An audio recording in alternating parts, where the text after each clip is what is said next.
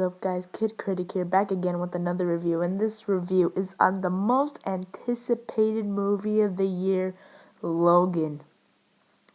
Now, when I came out of this movie, I felt like this is I think you've probably seen from the other reviews that this is the Wolverine that we have been waiting for. Chopping off heads, acting as Wolverine, like, it was amazing. It was brutal. It was deadly. It was amazing. Hugh Jackman did an amazing job once again, but I feel like this is his best performance playing as the Wolverine. He did an outstanding performance playing as Wolverine. Playing Wolverine for the last full movie for a Wolverine. He did an outstanding job. This was a great last film for Hugh Jackman as Wolverine. I also thought that Patrick Stewart did a fantastic job as Professor X. I also thought it was one of his best performances as Professor X. He did a great job.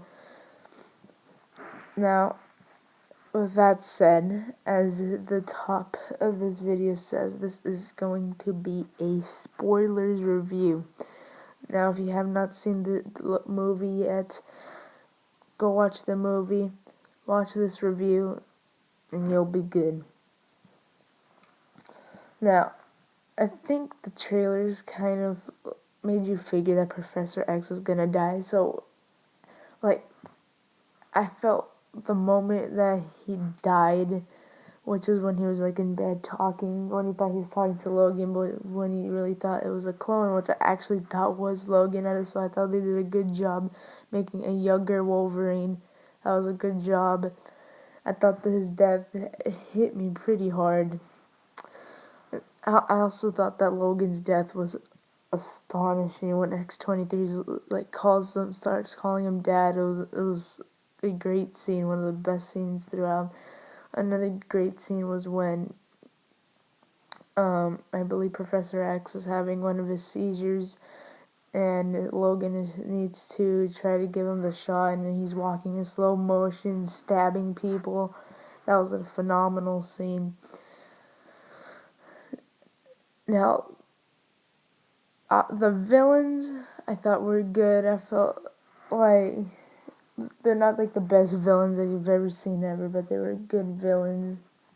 I also thought that X-23, that the girl that played her, even though she didn't really talk throughout the movie, she did an outstanding job.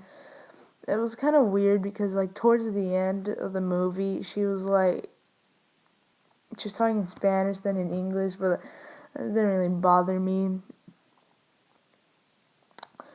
So I thought that that was also good. The performances were good throughout the whole movie.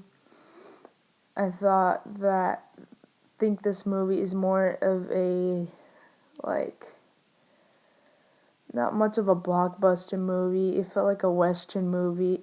That's what I liked about this movie. Like, it still felt like kind of like an X-Men movie, but it's spaced out from the other X-Men movies. Like, it's spaced out from, like, Days of Future Past, First Class, like all those movies, even though we still had these characters. Now, back to Logan's death. His death was one of the most hardest superhero deaths I've ever watched. It was because the reason why he died was because he was fighting his younger self, as I brought up early in this review, and he sort of killed him, but he died. But that was such an amazing scene. I feel like that will be a classic scene throughout the rest of the superhero universe. I also thought that this movie is one of the best made superhero movies. I feel like this, as much as I love The Dark Knight, I feel like Logan would be right under it. And I feel like Logan is definitely the Dark Knight of this X-Men universe. Definitely. Logan is basically a drama version of Deadpool. And speaking of Deadpool, he actually has a scene, but it's not in the movie. like it's before, like you see like the Marvel logo and all that. So right before that, but that seems pretty funny. But with that said, guys, I will give this movie a 98%. Just check this out. This movie's amazing. I love this movie. It's great. It's my favorite movie of the year so far, even though it's March.